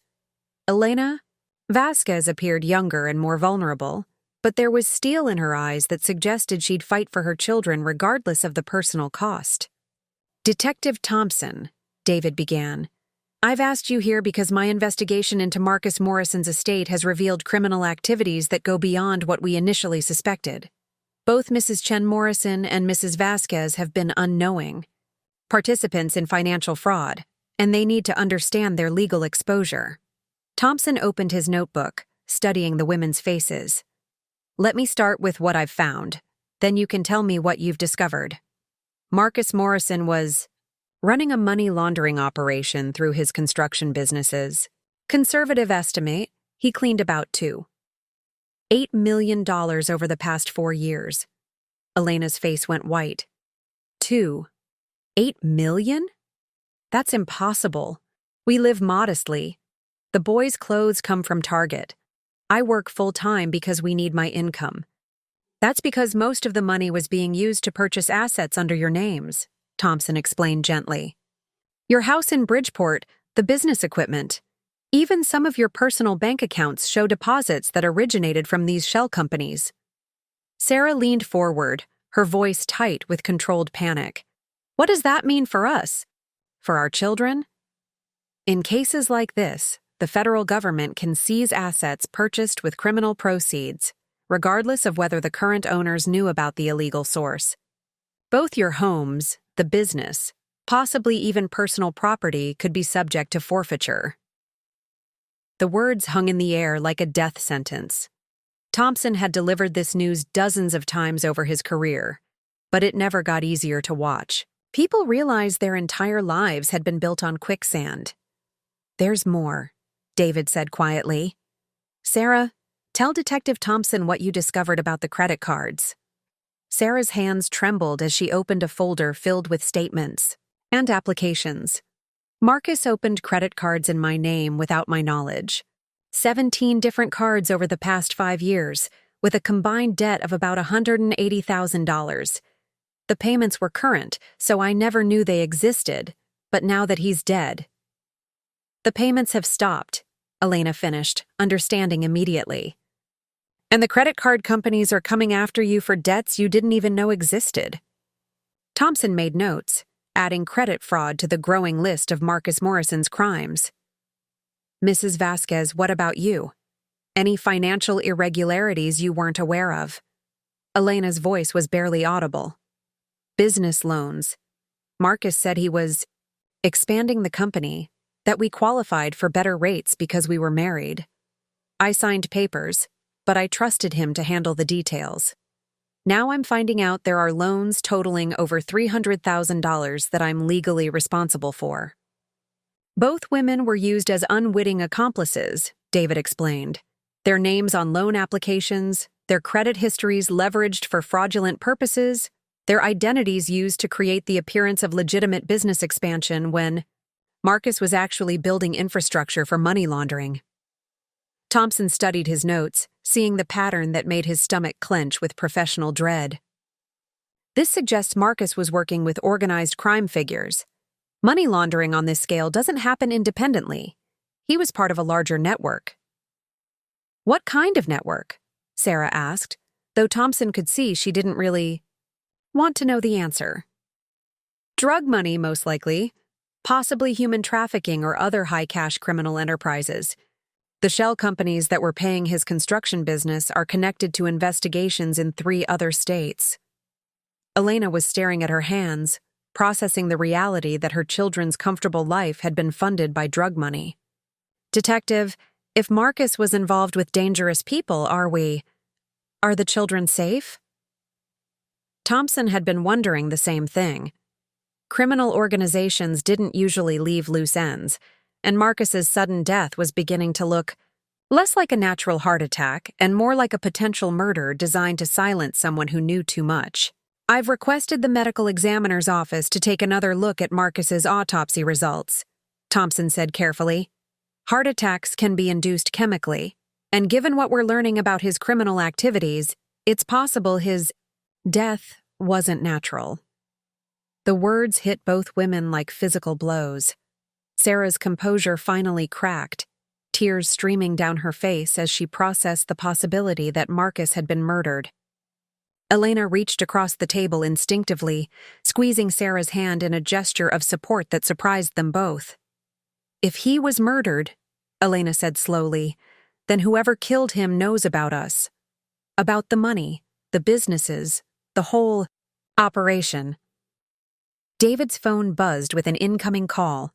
He glanced at the caller ID and frowned. It's Patricia Morrison. She's called 6 times since this morning. Don't answer it, Thompson said quickly. Mrs. Morrison, how much did Patricia know about Marcus's activities?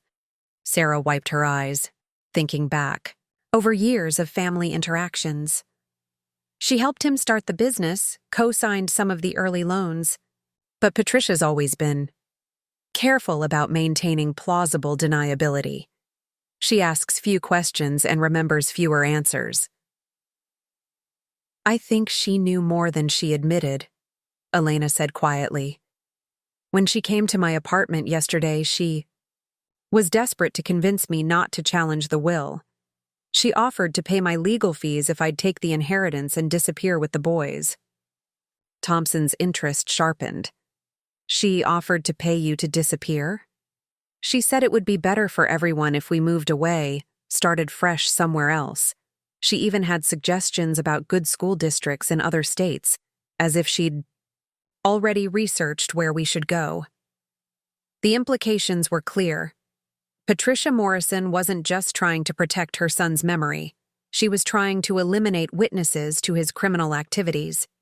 If she'd known about Marcus's money laundering operation, she might be facing criminal charges herself as an accessory or conspirator.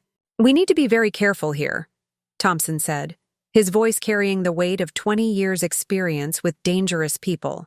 If Patricia is trying to make you disappear, it might be because she's afraid of what you know or what you might discover.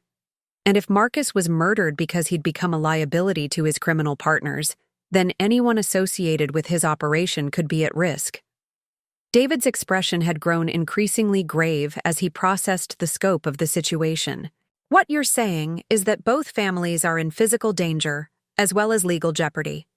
I'm saying we need to assume the worst-case scenario and work backward from there. Sarah, Elena, you need to understand that you're not just fighting over an inheritance anymore. You're potential witnesses in a federal investigation, and that makes you valuable to some people and dangerous to others. Sarah and Elena looked at each other across the table, seeing their own fear reflected in each other's eyes. Just weeks ago, they'd been adversaries fighting over the remains of Marcus's estate. Now they were reluctant allies, bound together by the criminal activities of a man who'd lied to them both and might have been murdered for his betrayals. What do we do? Elena asked simply. Thompson closed his notebook, his expression grim. You do exactly what you've been doing. Work together, trust no one else, and hope we can unravel this mess before whoever killed Marcus decides that his widows know too much to be left alive. The meeting ended with handshakes that felt like the beginning of a war council rather than a legal consultation. As Thompson walked to his car, he couldn't shake the feeling that Marcus Morrison's death had been just the opening move in a much larger and more dangerous game, one where the stakes were measured in lives rather than dollars, and where the wrong move could destroy everyone Marcus had claimed to love. The Riverside Diner had seen better decades, its vinyl booths cracked and its fluorescent lighting harsh enough to make everyone look slightly ill. But it was neutral territory, exactly halfway between Sarah's increasingly precarious life in Cedar Grove and Elena's cramped apartment in Bridgeport. They sat across from each other in a corner booth, 2 cups of coffee growing cold between them as they navigated the most surreal conversation either had ever experienced. I've been thinking about this for 3 days, Elena said, her voice steady despite the magnitude of what she was about to propose. About Marcus, about the money, about what's right for all our children. I want to split the inheritance 50-50. Sarah's coffee cup stopped halfway to her lips. In the weeks since Marcus's death, she'd imagined many possible outcomes to their situation, but Elena voluntarily giving up half of what Marcus had left her hadn't been among them. Elena, you don't have to— Yes, I do. Elena's voice carried the quiet determination of someone who'd wrestled with her conscience and emerged with clarity. I can't keep money that was stolen from Jessica's college fund. I can't live in a house that was bought by destroying your family's security. My mother and sister think I'm insane, but I have to be able to look at my boys and know I did the right thing. Sarah felt tears threatening for the first time in days. The relief was overwhelming. Not just financial, though that was enormous, but emotional. Someone believed her. Someone acknowledged that what had happened to her family was wrong and was willing to sacrifice their own security to make it right. What about Miguel and Carlos? They're Marcus's children too. They deserve a mother who teaches them that you don't build your happiness on other people's suffering, Elena interrupted firmly. Half of whatever Marcus legitimately earned is plenty to secure their futures. More than that is just greed disguised as maternal protection. They spent the next hour working through the practical details. Two women who should have been enemies instead plotting to undo the damage Marcus's lies had inflicted on both their families. But, even as they planned, Sarah couldn't shake the feeling that they were being watched. The diner was nearly empty, just them, an elderly man reading a newspaper at the counter, and a waitress who seemed more interested in her phone than her customers. But something felt off. Elena must have sensed it too, because she glanced around nervously before leaning forward to lower her voice. Detective Thompson said we might be in danger. Do you think he was being dramatic, or— I don't know, Sarah admitted. But I keep thinking about Patricia's reaction when she saw you at the funeral. She wasn't surprised, Elena. She was resigned, like she'd been expecting this moment for years. She came to my apartment yesterday, Elena said quietly. Offered to pay my legal fees if I'd take the inheritance and move somewhere far away with the boys. When I said I needed to think about it, she got— aggressive isn't the right word. Desperate, maybe. Sarah's stomach clenched. Patricia Morrison desperate was a frightening concept. The woman had built a social empire through careful calculation and strategic relationships. Desperation would make her unpredictable and potentially dangerous. We need to be careful about how we handle the transfer, Sarah said. If Patricia tries to block it legally— She will, Elena said with certainty. She's probably already calling lawyers. As if summoned by their conversation, Sarah's phone buzzed with a text from David. Patricia filed an emergency injunction this morning. Court hearing tomorrow at 2 p.m. We need to talk. Sarah showed Elena the message, watching the other woman's face harden with determination rather than fear. Whatever maternal instincts had driven Elena to protect her inheritance, they were now focused on protecting the decision to share it. Your children, Sarah said suddenly. Miguel and Carlos. Do they know about Jessica? About any of this? Elena's expression softened. They know their daddy died. They know he had another family that they'd never met. But 6-year-olds don't really understand the complexity of everything else. Jessica wants to meet them, Sarah said, surprising herself with the admission. She's angry about everything Marcus did, but she's curious about her half-brothers. I think she needs to see them as real people, rather than just symbols of her father's betrayal. Would that be okay? For all of them? Sarah considered the question seriously. Jessica had been withdrawn and angry since the funeral, struggling with the collapse of her hero worship for Marcus, while facing the practical realities of their changed circumstances. Meeting Miguel and Carlos might help her process the fact that she wasn't the only child caught in the wreckage of their father's lies. Why don't we find out?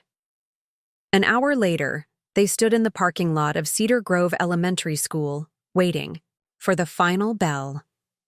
Sarah felt oddly nervous, as though she were about to introduce Jessica to some new boyfriend, rather than the half-brothers whose existence had shattered their family's understanding of itself. Elena seemed equally tense, her hands fidgeting with her car keys as they watched children stream out of the building. Jessica emerged with her typical teenage slouch, her backpack slung carelessly over one shoulder, and her expression set in, the carefully neutral mask she'd perfected over the past month. But when she saw Elena standing beside Sarah's car, her posture straightened with interest rather than hostility. Mom? Jessica's voice carried a question that encompassed everything they hadn't yet discussed about the new alliance with their Former adversary. Jessica, this is Elena. Elena, my daughter Jessica. I know who she is, Jessica said, studying Elena with the frank assessment of someone trying to reconcile her mental image of the other woman with the reality of a tired-looking single mother in a department store coat. Where are they? The boys? Elena gestured toward a blue Honda Civic where two small figures were visible in booster seats. Miguel and Carlos. They're shy around new people. Jessica walked toward the car with the purposeful stride of someone who'd made a decision. Sarah and Elena followed, watching as Jessica knocked gently on the passenger window. One of the twins, Sarah couldn't tell which one, rolled down the window a few inches. Hi, Jessica said, crouching down to their eye level. I'm Jessica. I think we're related. The boy who'd rolled down the window studied her with Marcus's eyes, the same dark brown that Sarah had fallen in love with 25 years ago, the same intelligent curiosity that Jessica had inherited. Are you our big sister? Daddy said. We had a big sister, but Mama said she lived far away. Sarah felt her throat tighten. Even in death, Marcus was still orchestrating their family dynamics, still managing to be present in conversations he'd never have. Yeah, Jessica said softly. I'm your big sister. What are your names? I'm Miguel, the boy at the window said. That's Carlos. He's shy, but I'm not. Carlos leaned forward from the other side of the car, his small face serious. Are you sad that Daddy died too? The question hit Jessica like a physical blow.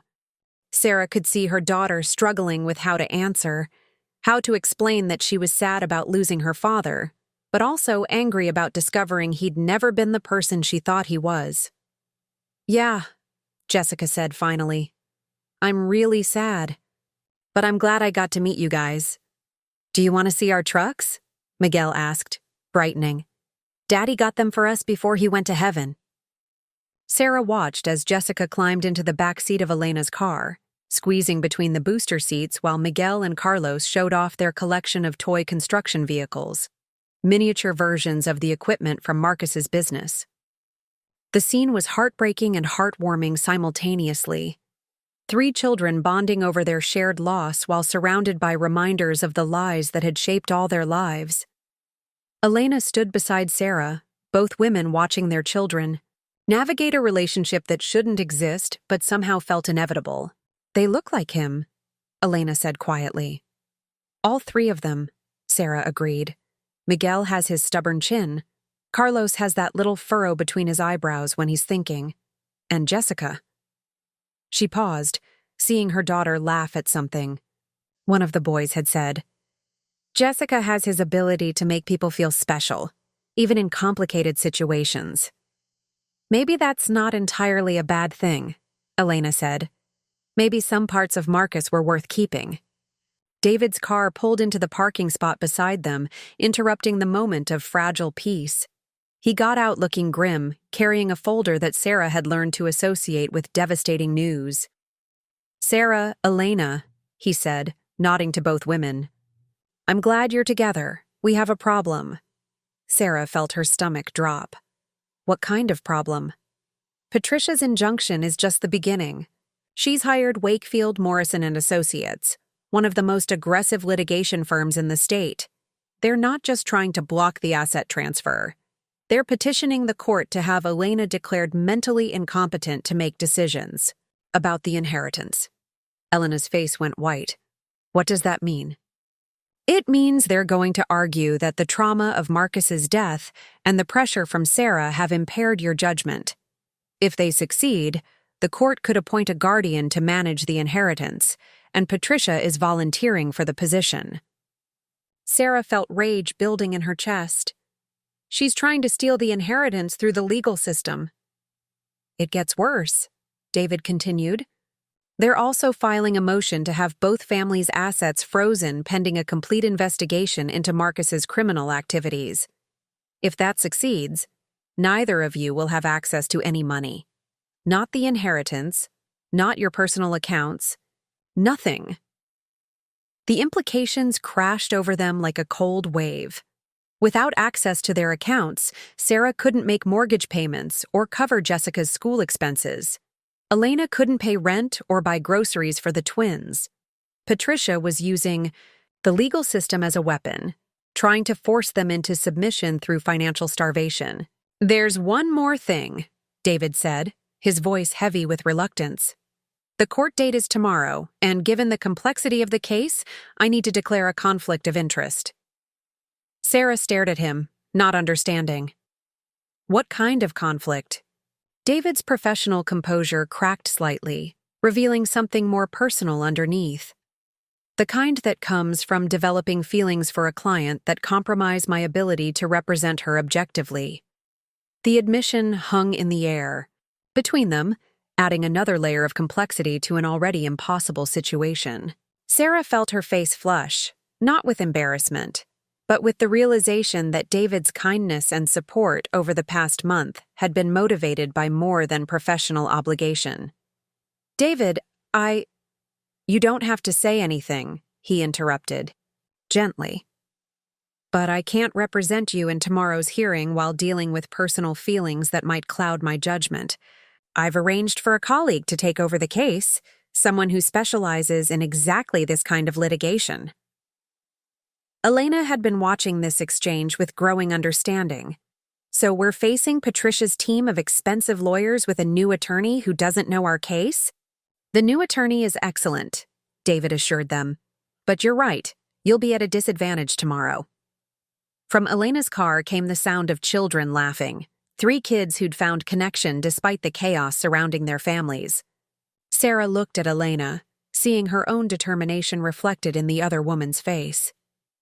They'd come too far to surrender now, especially to Patricia Morrison's manipulative desperation. "Then we'd better make sure we're prepared," Sarah said firmly. "Elena, are you ready for a war?" Elena glanced toward her children, who were teaching Jessica a complex game involving toy trucks and what appeared to be an elaborate construction site they'd built from booster seat cushions. "For them? For all of them? I'm ready."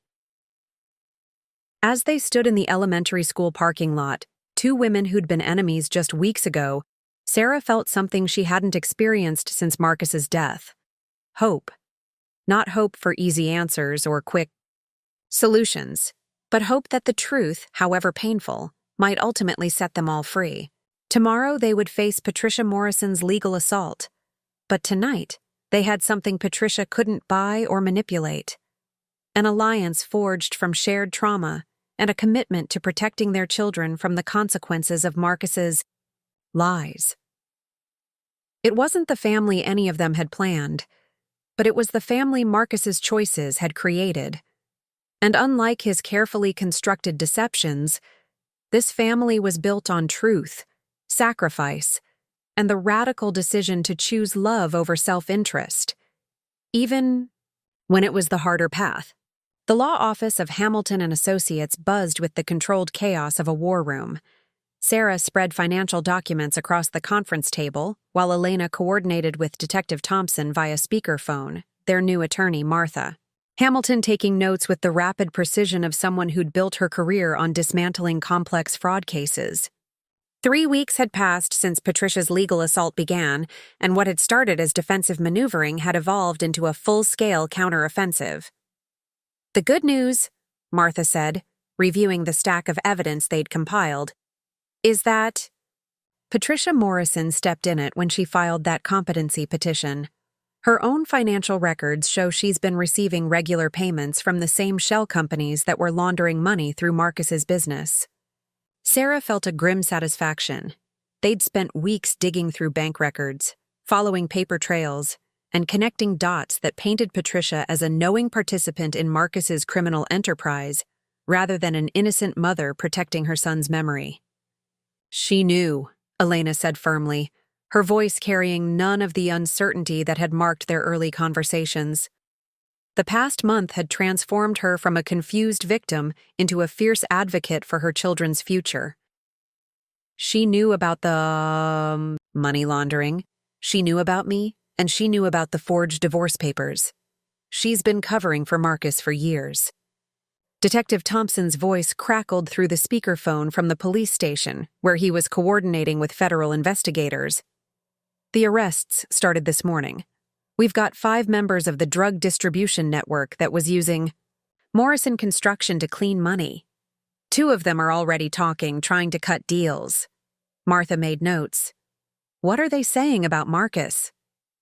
That he was getting nervous in the weeks before his death. One of them claims Marcus was talking about getting out of the business, maybe cooperating with law enforcement. That gives us motive for murder if we can prove it. Sarah exchanged glances with Elena. The possibility that Marcus had been murdered was still surreal, but it explained Patricia's desperate attempts to shut down their investigation. If Marcus had been killed to prevent him from exposing his criminal partners, then anyone who might uncover the truth would be in danger. We filed the countersuits this morning, Martha continued, checking her notes. Fraud, conspiracy, racketeering, and wrongful death against Patricia Morrison personally. We're also suing the law firm she hired for filing frivolous motions with intent to harass. The legal counterattack felt like taking control of their narrative for the first time since Marcus's death. Instead of reacting to Patricia's moves, they were forcing her to respond to their evidence, their timeline, their version of events. Sarah's phone buzzed with a text from Jessica. Another reporter at school. Told them to talk to our lawyer. Love you. The media attention had been unexpected, but ultimately helpful. Local news outlets had picked up the story of the bigamist contractor and his money laundering operation, turning Patricia from a sympathetic grieving mother into a potential criminal suspect. The court of public opinion was shifting in their favor. There's something else, Detective Thompson said, his voice taking on the careful tone they'd learned to associate with bad news. Patricia hired a private investigation firm, high-end outfit, the kind that specializes in finding dirt on people involved in legal disputes. Elena's face tightened. What kind of dirt? Immigration status, financial irregularities, anything that could be used to discredit you in court or in the media. Elena, they've been asking questions about your citizenship, trying to find evidence that you're undocumented. That's ridiculous, Elena said flatly. I was born in Hartford. My parents have lived here for 40 years. Doesn't matter if it's true, Martha interjected. If they can create doubt, plant the suggestion that you're an illegal immigrant who seduced an American citizen for citizenship benefits, it plays into certain prejudices that could influence public opinion. Sarah felt anger building in her chest. Patricia wasn't just attacking their legal case. She was trying to destroy Elena's reputation and credibility through racist innuendo and false accusations. We fight back, Sarah said firmly. If Patricia wants to play dirty, we'll show her what dirty looks like. Martha smiled approvingly. I was hoping you'd say that. I've been investigating Patricia's finances, and there are some interesting patterns. Large cash deposits that don't correspond to any legitimate income source, property purchases that exceed her reported assets, and some very creative accounting regarding the family foundation she manages. Elena leaned forward. She's been stealing from her own charity? Looks like it. The Morrison Family Foundation is supposed to provide scholarships for underprivileged children, but most of the money seems to flow back to Patricia through consulting. Fees and administrative expenses. Classic charity fraud. The irony was bitter. Patricia had been accusing Elena of moral unfitness while stealing money intended for children's education. The same thing Marcus had done when he raided Jessica's college fund. David appeared in the doorway, carrying coffee and looking like he hadn't slept in days. Since recusing himself as their attorney, he'd been providing unofficial support, research, document review, and emotional backup when the legal battles became overwhelming. Any word from the federal prosecutors? He asked Martha. They're interested. Patricia's financial records combined with the testimony from Marcus's criminal associates might be enough for an indictment.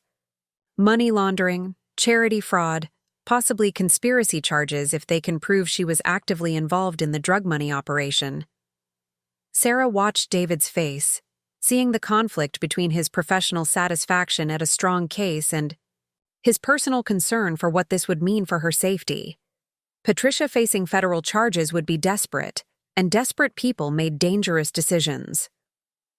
Speaking of federal prosecutors, Detective Thompson's voice interrupted, there's been a development with the life insurance investigation.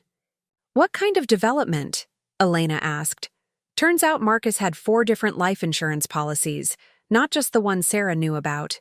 Total payout is about $800,000, and they were all purchased in the past 18 months. The room fell silent as everyone processed the implications. Marcus had been systematically preparing for his death, taking out massive life insurance policies while getting increasingly nervous about his criminal activities. Either he'd been planning to fake his death and disappear, or he'd known his criminal associates were planning to kill him. Who are the beneficiaries? Sarah asked, though she suspected she already knew the answer. All 4 policies list Elena and the twins as primary beneficiaries, with Patricia Morrison as the contingent beneficiary if Elena dies or is legally incapacitated. Elena's face went white. If I die or am declared incompetent, Patricia gets $800,000? Plus the inheritance from Marcus's estate, Martha confirmed grimly. That's about $2 million in total. More than enough motive for someone to arrange an accident or a legal declaration of mental incompetence. The pieces of Patricia's strategy suddenly clicked into place. The competency petition hadn't been about protecting the inheritance. It had been about positioning herself to inherit everything if Elena could be eliminated from the equation. The private investigators, the harassment, the false accusations about immigration status, all of it was designed to destroy Elena's credibility and make her disappear, one way or another.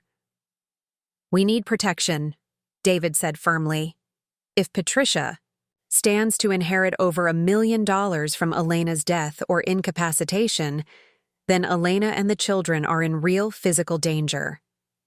Detective Thompson's voice carried the authority of someone who'd seen how these situations could escalate. I'm coordinating with federal marshals to provide protective detail for both families, and I'm recommending that the life insurance companies freeze all payouts pending the criminal investigation. Sarah's phone rang, interrupting the planning session.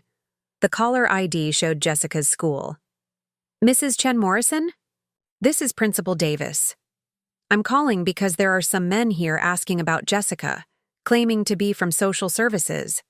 I've asked for identification, but something feels off about their credentials. Sarah's blood ran cold. Don't let them near Jessica. We'll be there in 10 minutes. She hung up and looked around the room at faces that reflected her own alarm.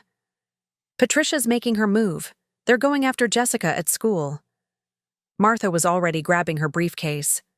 David, call the school and tell them not to release Jessica to anyone. Elena, contact your children's school and make sure they're safe. Detective Thompson, we need police protection at both schools immediately.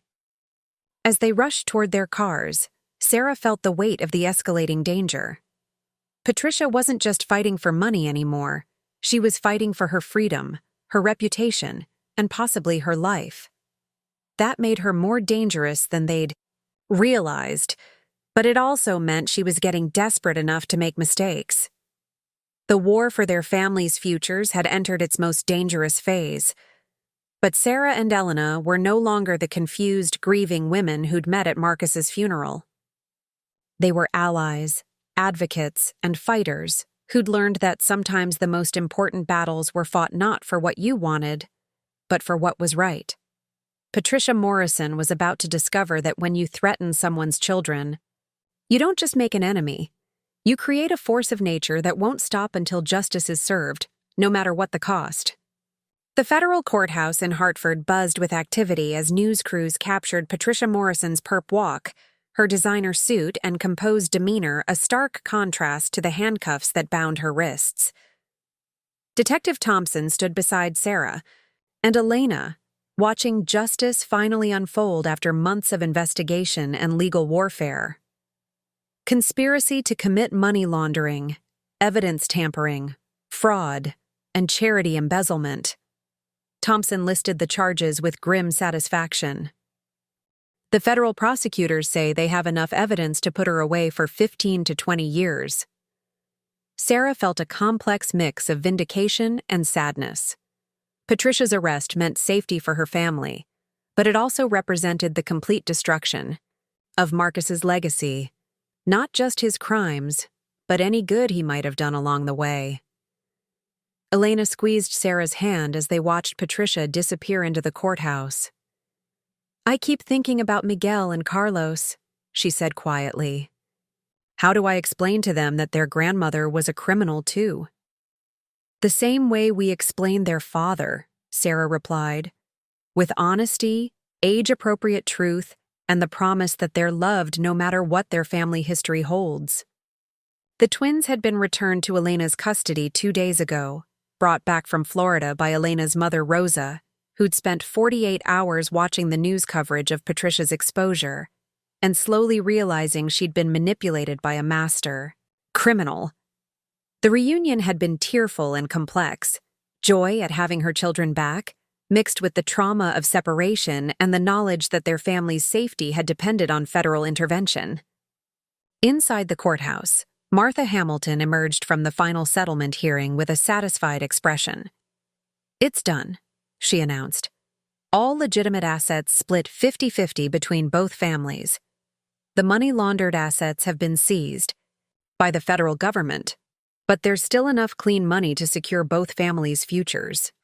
Jessica, now 18 and heading to college on a full scholarship she'd earned through her own merit rather than her father's crimes, stepped forward with the maturity that had impressed everyone throughout the legal battle.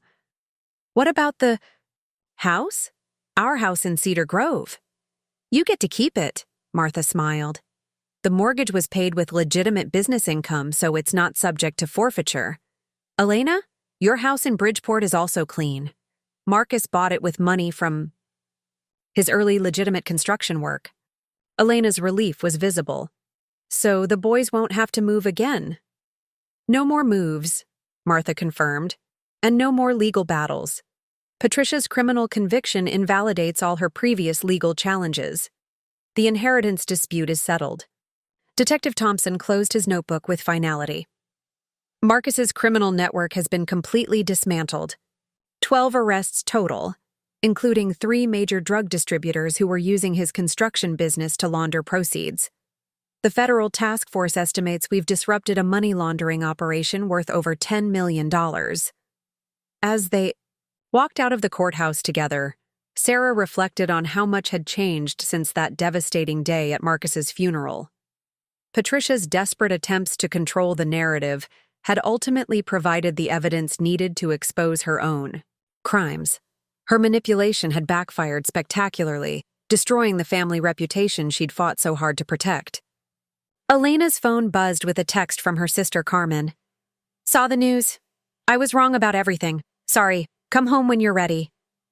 "Even my family is apologizing now," Elena said with a mixture of relief and exhaustion. "It's over, isn't it? Really over?"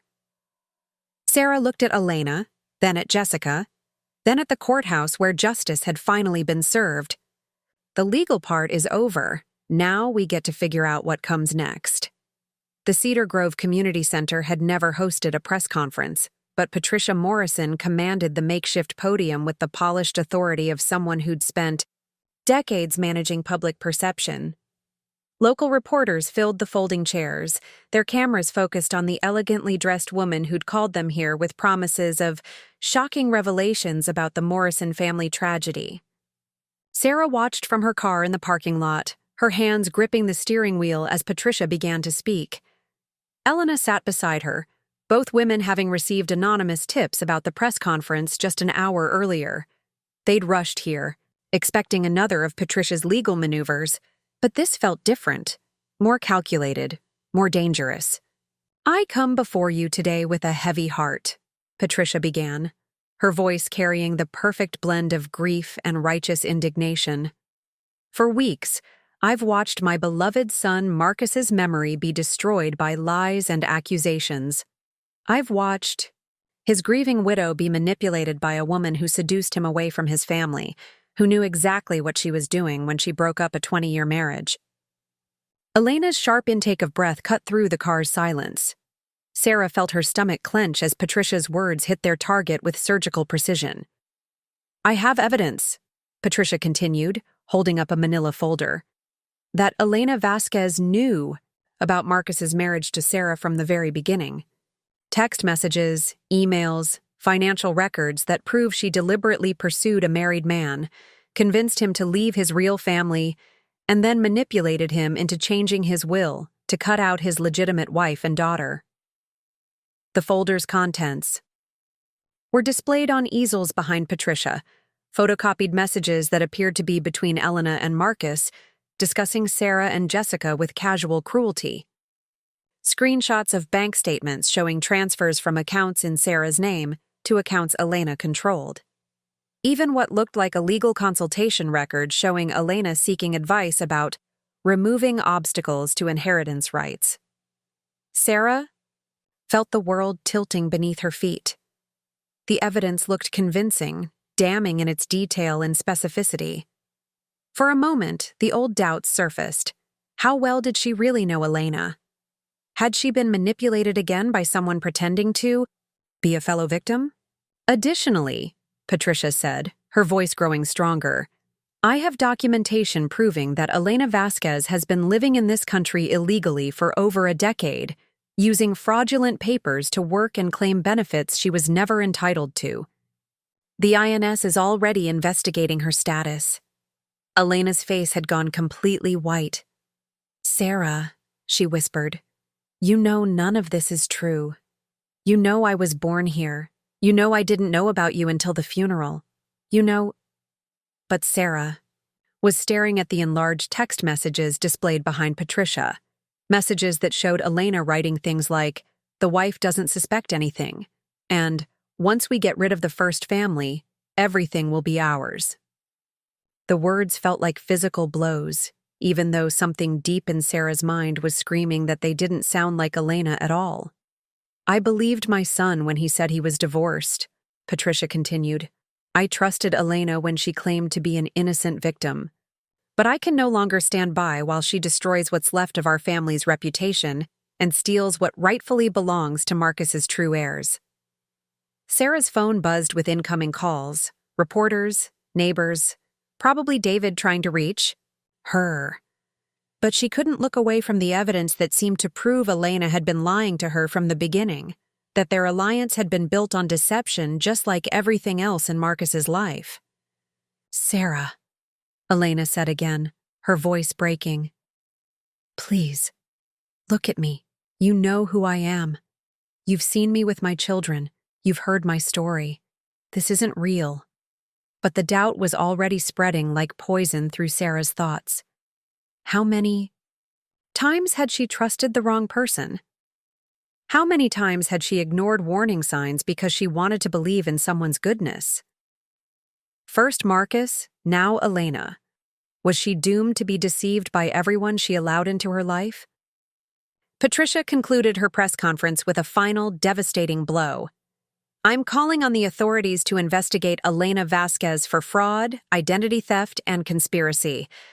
I'm also announcing that the Morrison family will be pursuing full custody of Miguel and Carlos, who deserve to be raised by people who understand the value of honesty and moral behavior."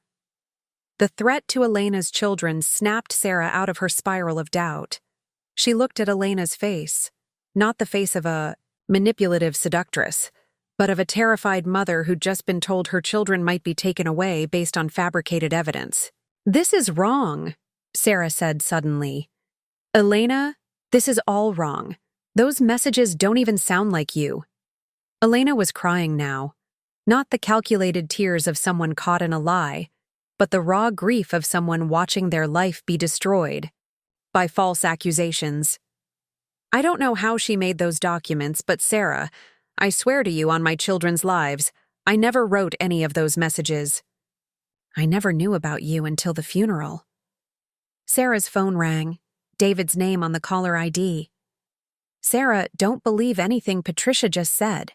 David's voice was urgent, professional calm overlaying obvious panic. Martha and I are already analyzing the documents she displayed. They're forgeries, good ones, but forgeries.